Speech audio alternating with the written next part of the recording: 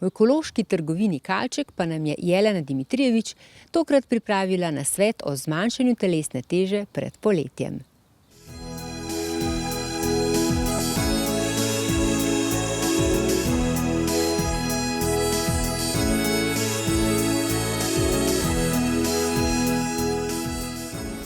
Pred poletjem se seveda spomnimo, da je mogoče treba izgubiti kakšen odvečen kilogram, posebej zdaj, ko smo bili toliko časa zaprti, marsikdo je reševal stisko in stres z hrano in zdaj se je treba spet vrniti na svojo optimalno težo. Seveda, nažalost, sama odvečna teža ni povezana izključno z estetskim videzem, s tem, kako se sami doživljamo, ampak je tudi povezana z različnimi boleznimi. Tukaj seveda govorimo tudi povezavi z diabetesom tipa 2, inzulinsko rezistenco, kardiovaskularnimi težavami, visok pritisk, tudi žolčni kamni, zamaščena jetra, tudi težave recimo s sklepi zaradi odvečne teže. Hkrati pa tudi dajemo priložnost v bistvu telesu, da čim več kopiči različne toksične snovi, zaradi tega smo tudi lahko zastrupljeni, hormonske težave lahko nastanejo in tako dalje.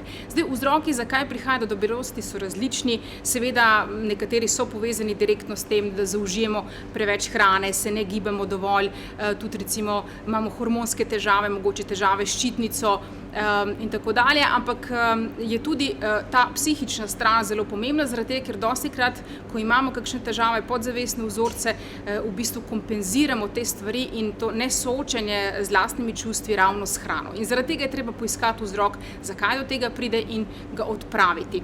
V vsakem primeru, poleg prehrane, ki mora biti res zdrava prehrana, ki podpira sam proces hujšanja oziroma dejansko nam pomaga, da vzdržujemo tudi naše zdravje, sama izguba odvečnih kilogramov in vzdrževanja optimalne teže pa pride kot posledica takega načina življenja. Brez tega v bistvu ne bo šlo, ampak ne smemo niti pozabiti na gibanje, na spanje, na v bistvu skrb za lastno telo na več različnih nivojih. Kar se konkretno hrane tiče, jaz vedno priporočam nizkomaščobno, polnovredno rastlinsko prehrano, ki se je v praksi pokazala izjemno dobra in uspešna.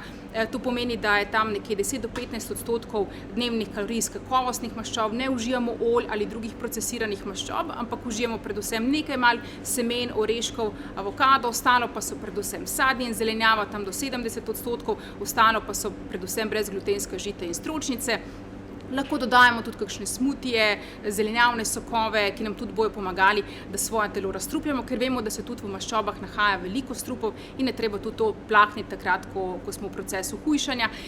Vsekakor pa nam bodo pomagale tudi različne rastline, tukaj govorimo predvsem o tistih, ki uravnavajo krvni sladkor, hkrati tudi nam pomagajo, recimo, če imamo kakšno odvisnost od sladkorja, kot je recimo gurmar, zaradi tega je treba tudi pojesti veliko več grenke zelenjave, ker zmanjša željo po sladkem, tudi garsinija, kambodža, tudi več vlaknin, recimo, ker vlaknine tudi uravnavajo krvni sladkor in zmanjšajo željo po hrani, kot recimo, ne vem, kakšen glukomanan ali indijski trpotec.